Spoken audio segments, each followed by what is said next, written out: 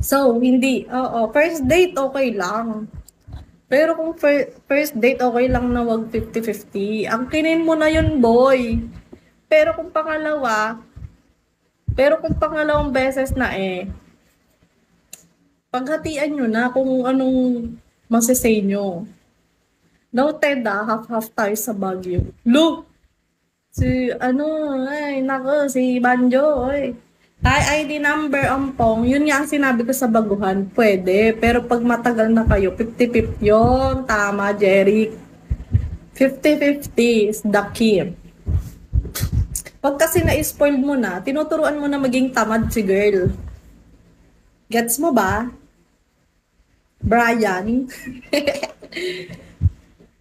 Huwag kayo lagi puro pera. Tama, Joel. Tama naman.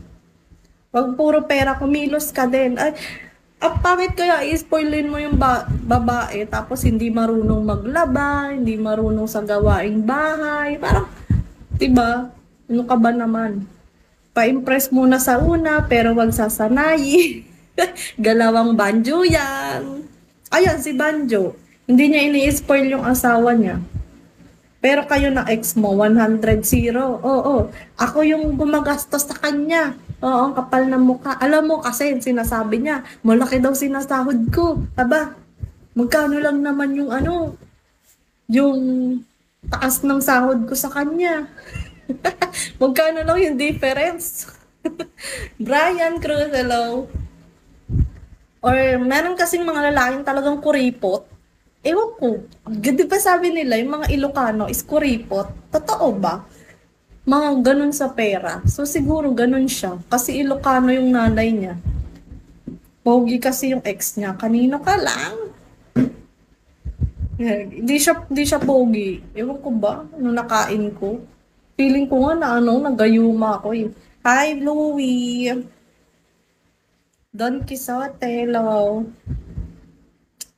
Feeling ko nagayuma ako nun. Ang alam namin mga taga-Pasig matagal magbayad ng utang. Ay, at least nagbayad kahit matagal. Bakit nahulog loob mo sa ex mo? Kasi, ba't nga ba nahulog loob ko sa ex ko? Ewan ko. Love at first sight, lah. Love at first sight, siguro. Kasi yung nung nagkita kami, hindi mo ma-explain. Like, pag-ibig na ba ito? Pag-ibig, ano yan? May kanta yun eh. Pag-ibig na ito. Bakit kayo nag-break ng ex mo? Kasi nga, sugar mommy nga ako, paulit-ulit si Banjo. Kalandian na ba ito? Ayun na nga, kalandian nga lang talaga yun.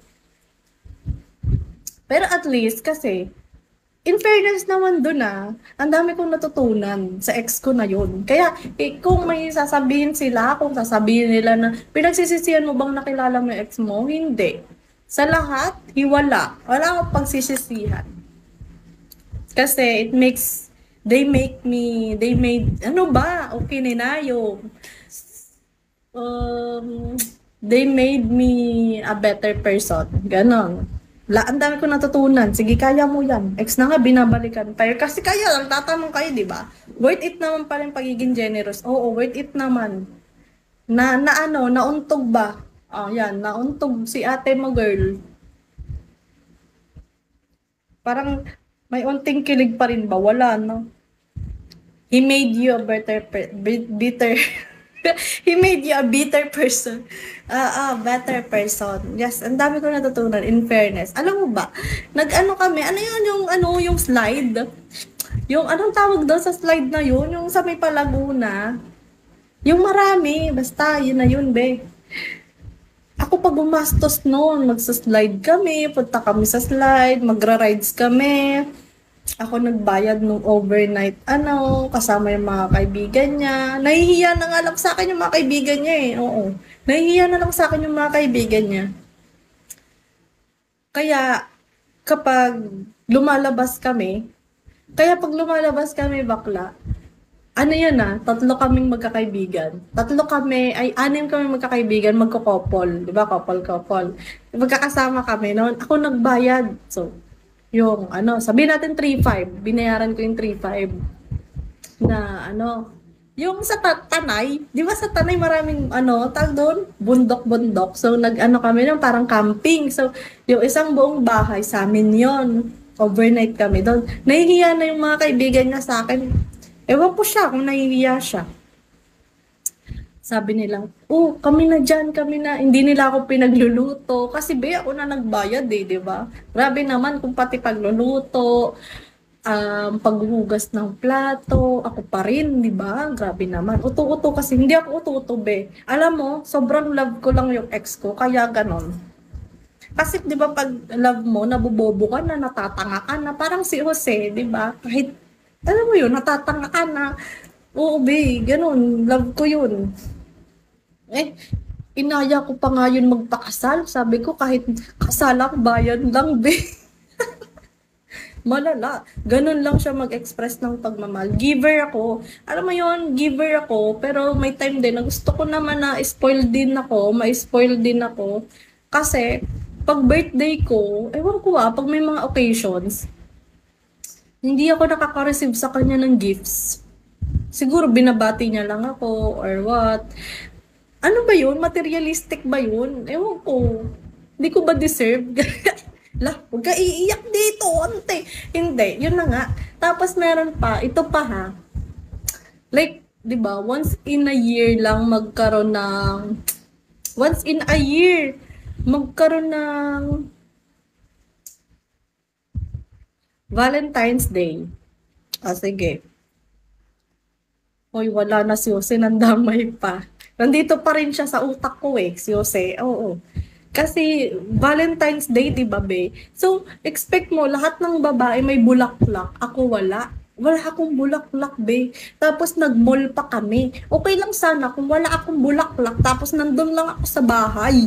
Di ba? Eh di nakikita pa nila na wala akong ibinalanda. Nag-ikot pa kami ng mall, tapos wala akong hawak na bulaklak, 'di ba? Wala man ako maipagmalaki mo diyan.